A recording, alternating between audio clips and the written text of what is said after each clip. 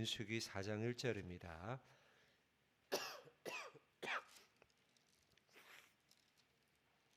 민수기 4장 1절부터 33절까지 말씀입니다. 민수기 4장 1절부터 33절까지 말씀 저하고 한 절씩 교독하도록 하겠습니다. 또 여호와께서 모세와 아론에게 말씀하여 이르시되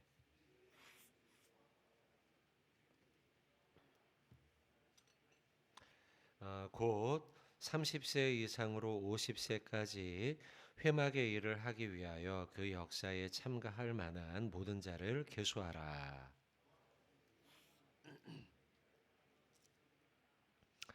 진영이 전진할 때에 아론과 그의 아들들이 들어가서 칸 막는 휘장을 걷어 증거궤를 덮고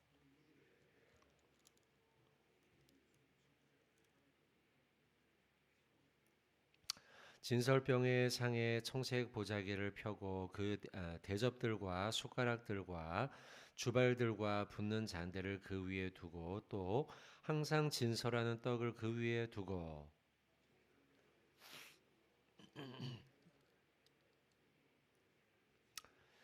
청색 보자기를 취하여 등잔대와 등잔들과 불집게들과 불똥 그릇들과 그 쓰는 바 모든 기름 그릇을 덮고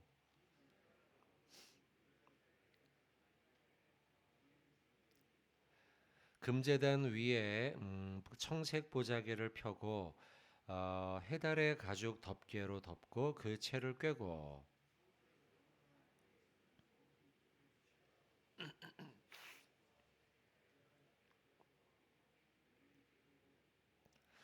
제단의 재를 버리고 그 제단 위에 자색 보자기를 펴고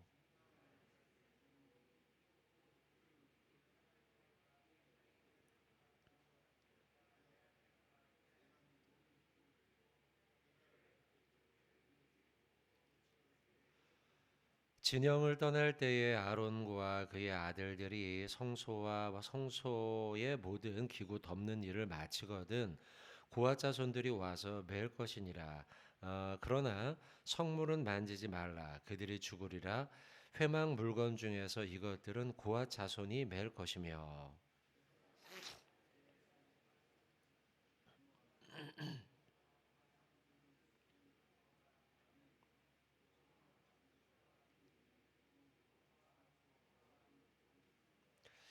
여호와께서 또 모세와 아론에게 말씀하여 이르시되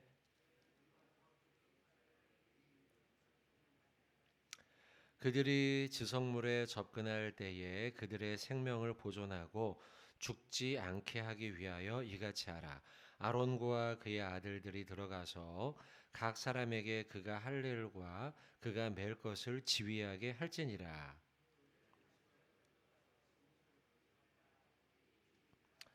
여호와께서 또 모세에게 말씀하여 이르시되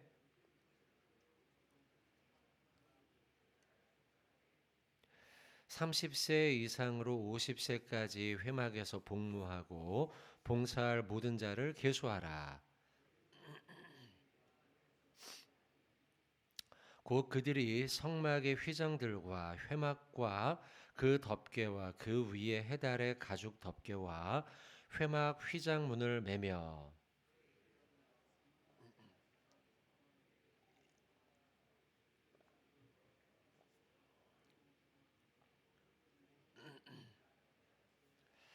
게르손 자손은 그들의 모든 일 곧 맬 것과 처리할 것을 아론과 그의 아들들의 명령대로 할 것이니 너희는 그들이 맬 짐을 그들에게 맡길 것이니라.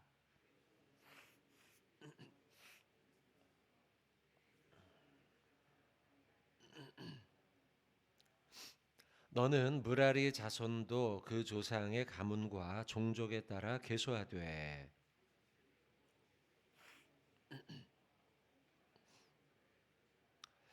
그들이 직무를 따라 회막에서 할 모든 일 곧 그 맬 것은 이러하니 곧 장막의 널판들과 그 띠들과 그 기둥들과 그 받침들과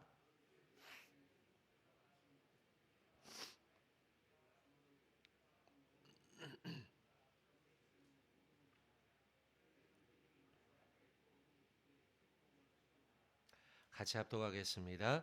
이는 제사장 아론의 아들 이다말의 수하에 있을 무라리 자손의 종족들이 그 모든 직무대로 회막에서 행할 일이니라. 아멘. 네, 오늘 비교적 긴 본문입니다. 전반적으로 오늘 4장에 있는 말씀은 레위 지파가 해야 할 직무들에 대해서 이제 세밀하게 기록을 해놓은 것입니다.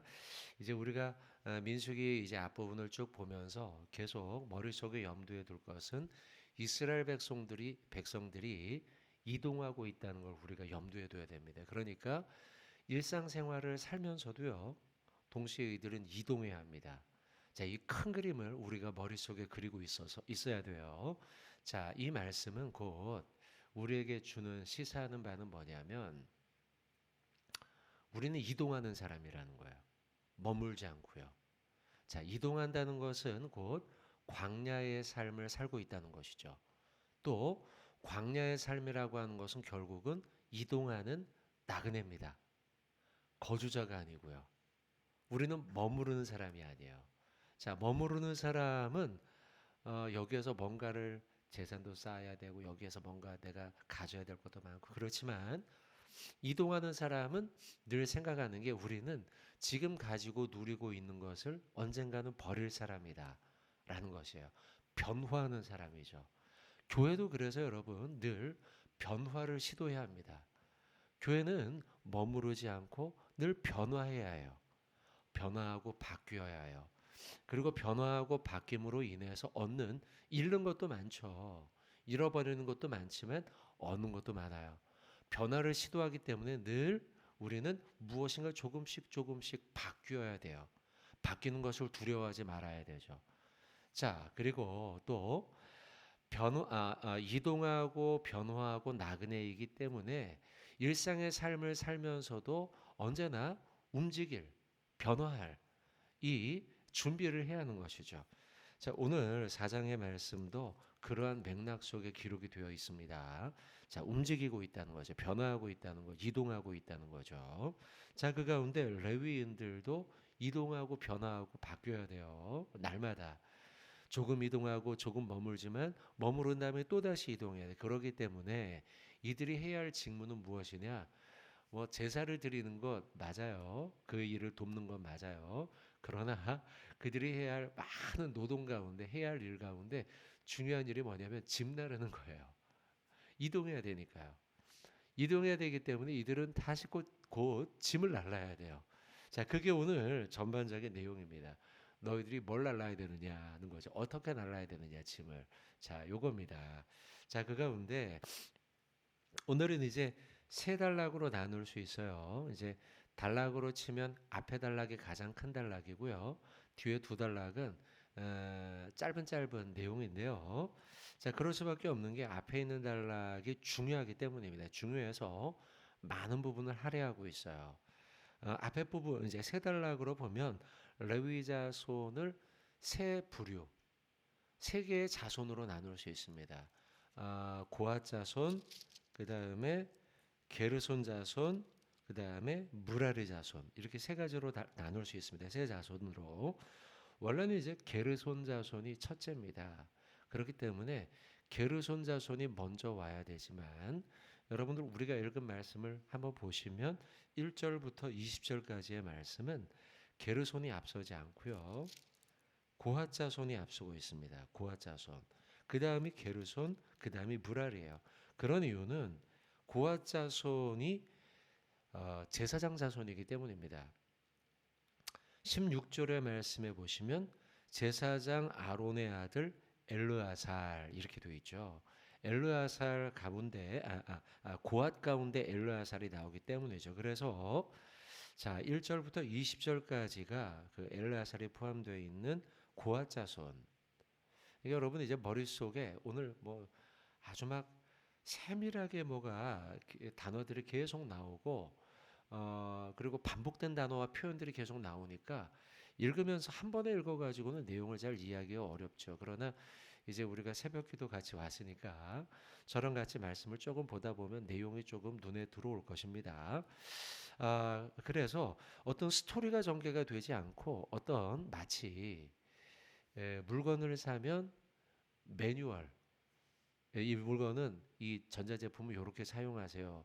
1번, 그 다음에 2번은 요건 요렇게 사용해. 이런 거 같은 글이란 말이에요, 지금요. 설명서와 같은 거예요. 그렇기 때문에 이해가 안 될 수 있지만 제가 크게 나누어서 말씀을 드리는 거예요. 1절부터 20절까지는 그 가운데 고핫자손이 해야 할 설명입니다. 그 다음에 20절부터 28절까지는 게르손 자손, 레위 지파 가운데 게르손 자손, 그리고 29절부터 30절까지는 무라리 자손이 해야 할 임무에 대해서 설명해 놓은 말씀이라는 거죠. 21절부터 28절 게르손과 29절부터 33절 무라리 자손, 이들에 대한 설명은 앞에 부분만 여러분이 잘 이해하면 뒤에는 저절로 잘 해석이 됩니다. 자, 그래서 앞에 부분을 우리가 좀 주의 깊게 좀 봐야 되는데요. 자, 그래서 고핫자손의 것을 좀 설명을 보면요. 자, 5절부터입니다. 진영이 전진할 때에 아론과 그의 아들들이 들어가서 칸 막는 휘장을 걷어 증거궤를 덮습니다. 자, 일단 고핫자손이 아직 출동할 때는 아닙니다. 누가 먼저 이 일을 해야 되냐면 아론과 그의 아들들이 먼저 성막으로 들어가는 것입니다. 성막과 성소와 지성소로 들어가는 겁니다. 아무나 들어갈 수 없어요. 고아 자손이 직접 들어가는 게 아니에요. 들어가서 그 일을 먼저 하는 게 아닙니다. 먼저 아론과 그의 아들들이 들어갑니다.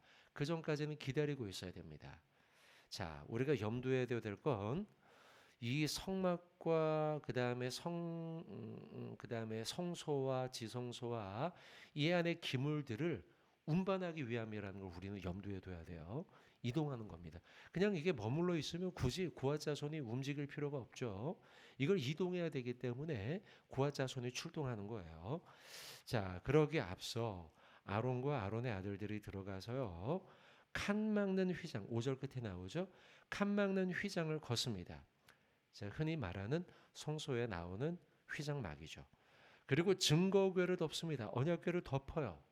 봄은 안 되니까요. 봄은 뒤에 나오는 것처럼 몇 절입니까? 20절. 그들은 잠시라도 들어가서 성소를 보게 되면 어떻게 된답니까? 20절에요. 죽는다 기록이기 때문에 덮어야 돼요. 증거궤를 덮고 그 위에다가 6절 그 위에다 해달의 가죽으로 또 덮습니다. 그 위에 순청색 보자기로 또 덮습니다. 그리고 채를 꿰입니다. 자, 증거궤를 덮고 난 다음에 채를 꿰라라고 되어 있습니다. 자, 보세요. 언약궤가 이렇게 생겼습니다. 대략 직사각형의 형태라고 생각해 봅시다. 직사각형 형태의 언약궤 증거궤가 있으면 여기에 사방에 동그란 구멍이 있습니다.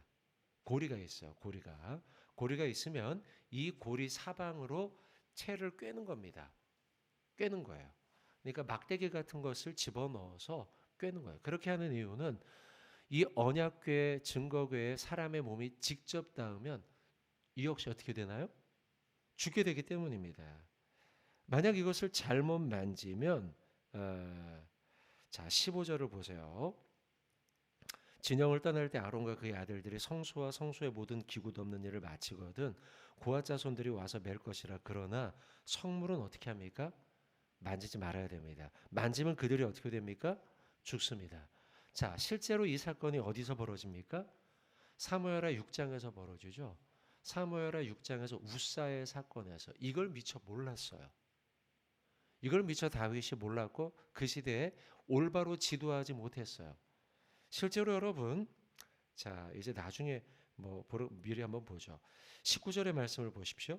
19절 끝에 보시면 그들이 지성물에 접근할 때 그들의 생명을 보존하고 죽지 않게 하기 위하여 이같이 하라. 아론과 그의 아들들이 들어가서 각 사람에게 그게 할 일과 그가 맬 것을 무엇해야 되느냐? 지휘하게 했어요. 지휘했어요. 지도자들이 지휘했어요. 다윗이 그걸 알지 못했어요. 그 당시에. 사무엘하 6장. 그래서 우사의 사건에 올바르게 지도하지 못하여서 그것을 메고 와야 함에도 불구하고 술에 얹혀놓고 왔잖아요. 그래서 결국 죽게 되는 일이 벌어지죠. 지휘 감독을 제대로 하지 못함으로 인해서 벌어진 일인 거죠. 자, 요건 좀 이따 다시 한번 좀 말씀 보겠습니다. 자, 6절로 다시 돌아와서요. 자, 5절과 6절이 언약궤, 증거궤에 대한 말씀이고요. 자, 7절, 8절은 진설병에 대한 말씀입니다. 진설병에 상회 청색 보자기를 펴고 대접들과 숟가락들과 주발들과 붓는 잔들을 그 위에 두고 항상 진설하는 떡을 그 위에 두라. 홍색 보자기를 그 위에 펴고 그것을 해달의 가죽의 덮개로 덮고 역시 채로 꿰입니다. 이것도 직접 만지지 않아요. 자, 7절과 8절은 진설병입니다. 9절의 말씀은 청색 보자기를 취하여 등잔대입니다. 9절과 10절은 등잔대에 대한 말씀입니다. 그리고 이것을 틀에 위에 두어라, 덮어라 되어 있죠. 자, 11절부터 14절까지는 금제단입니다. 금제단 위에 청색 보자기를 펴고 해달의 가죽 덮개로 덮고 그 채를 꿰고 성소에서 봉사하는 데 쓰는 모든 기구를 취하여 청색 보자기에 싸라. 해달의 가죽 덮개로 덮어라. 매는 틀 위에 두어라. 제단의 재를 버려라. 당연하죠. 금제단 위에 여기에 만약 태운 재들이 있다면 깨끗하게 청소를 하고 난 다음에 이것을 이동시켜야 하니까요. 제단의 재를 13절 버리고 그 제단 위에 자색 보자기를 펴고 봉사하는 데 쓰는 모든 기구 곧 불 옮기는 그릇들과 고기 갈고리들과 부삽들과 대야들과 제단의 모든 기구를 두고 해달의 가죽 덮개를 그 위에 덮고 그 채를 깨라 라고 함으로써 금제단. 자, 그래서요 5절 6절에는 증거궤, 그리고 7절과 8절은 뭡니까? 진설병. 그 다음에 9절과 10절은 뭡니까? 등잔대와 관련된 것들이죠. 11절부터 14절까지는요 금제단 관련된 것들이죠. 이런 것들을 누가 먼저 한다고요? 아론과 아론의 아들들. 자, 그건 5절에 나오죠. 5절 앞부분에요. 5절 앞부분에, 자, 5절 앞부분에 나오는 요 아론과 아론의 아들들이 주어예요. 14절까지요. 그들이 이 일들을 다 하는 겁니다. 그것들을 다 하고 난 다음에요. 자, 15절. 진영을 떠날 때 이제 출발합니다. 자, 제가 설명하는 내용들이 대충 머리에 그려지죠, 여러분들. 자, 진영을 이제 출발합니다. 이제 다 이걸 했어요. 아론과 아들들이요.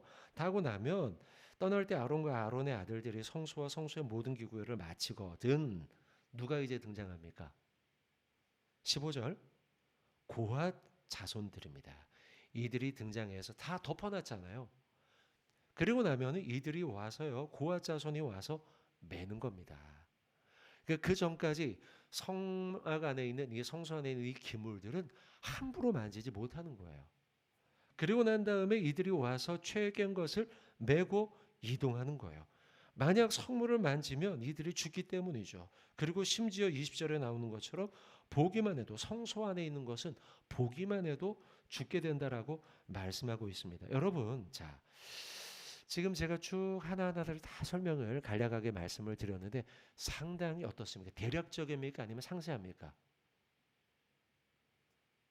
여러분, 이제 단어가 굉장히 대략적으로 요거 만지지 마세요가 아니고 무엇은 어떻게 하고 무엇은 어떻게 하고 무엇은 청색 보자기로 아니면 홍색 보자기로 무엇은 해달의 가죽으로 어때요? 대충입니까? 상세합니까? 상당히 상세하죠. 상당히 상세하게 다루고 있어요. 그리고 이것을 만약에 보기만 해도 죽는다, 만지기만 해도 죽는다라고 하면서 이 성소 안에 있는 이 물건들에 대해서 굉장히 거룩하게 다룰 것을 명령하고 있죠. 그죠, 여러분? 자, 지금 우리가 읽는 이 행간을 쭉 보면은 무엇을 느끼냐면, 아, 이건 굉장히 거룩해서 함부로 만지면 안 되겠구나. 아, 이건 굉장히 상세하게 다룬 걸로 보아서 내가 대충 해서는 안 되겠구나. 라는 걸 느끼지 않습니까, 여러분? 오늘 본문이 우리에게 주는 메시지는 무엇이냐? 이것을 함부로 다루지 말라는 거예요. 상세하게 다루고 거룩하게 다루고 있으면서 우리로 하여금, 이 고아 자손들로 하여금, 아, 내가 굉장히 거룩한 마음과 굉장히 주의한 마음으로 이 일을 감당해야겠구나라고 하는 것을 우리에게 주고 있어요. 여러분 옛날에 우리 어른들, 신앙의 선배님들로부터 그런 교육을 많이 받았을 거예요. 여러분들 강대상에 올라올 적에는 강대상의 이 물건들 함부로 만지지 말고, 올라올 땐, 지금도 우리 교회는 지금 슬리퍼를 갈아 신고 올라오잖아요. 옛날에 여기 위에는 카펫을 깔아놓고 함부로 올라오지 못하게 했죠. 그러나 이제는 조금 많이 바뀌었죠.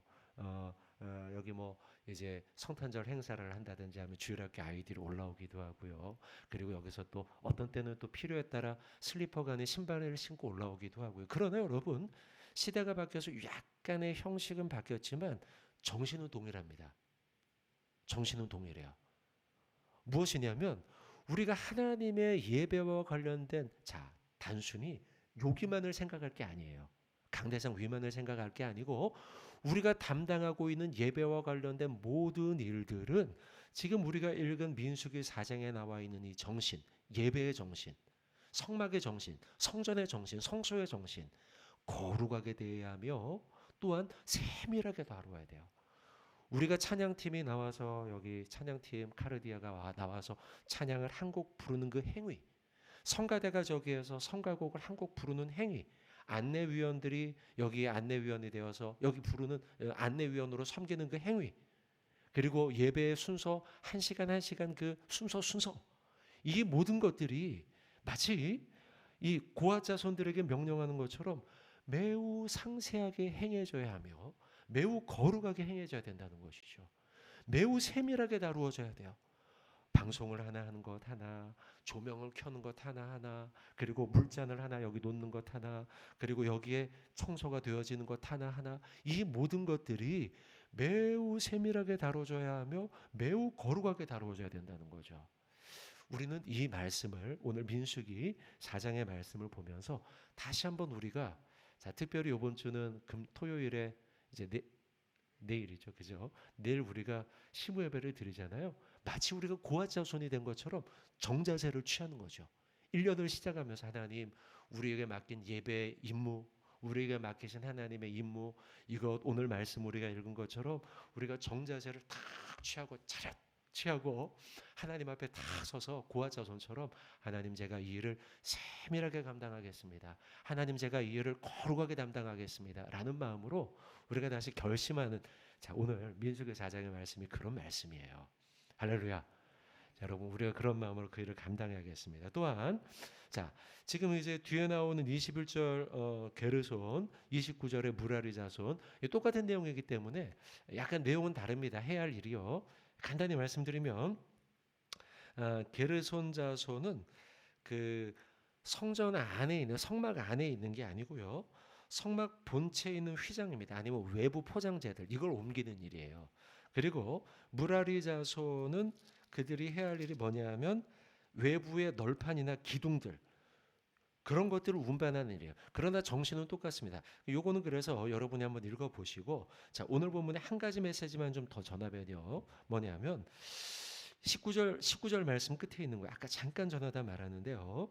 19절 끝에 있는 그의 아들들이, 아론과 그의 아들들이 들어가서 각 사람에게 그의 할 일과 그가 맬 것을 지휘하게 할지니라 라고 기록하고 있어요. 근데 지도자의 지금 책무에 대한 것인데요. 지도자의 책무 앞에 뭐라고 기록해 놨냐면 19절 중간이죠. 그들이 죽지 않게 하기 위하여 이같이 하라 라는 거예요. 지휘하게 합니다. 지도자의 중요성이에요. 아론과 그의 아들들이요, 먼저 들어가잖아요. 먼저 들어가서 덮개로 덮고 또 덮개로 또 덮고, 이거를 어디에다 얹어놓고, 그리고 얹어놓은 상위에다 무엇을 하고, 이 세밀한 일을 하고 난 다음에, 덮고 난 다음에 고아 자손이 들어왔는데, 자손들이 들어왔을 때 그들이 만지거나 이걸 직접, 아직 덮지 않았는데 와서 봤어요. 그럼 어떻게 된다고요? 죽잖아요. 그렇게 되지 않도록 아론과 아론의 아들들, 지도자들이죠. 지도자들로 하여금 무엇하게 하래요? 지휘하게 하라는 거예요. 19절에요. 지휘해야 합니다.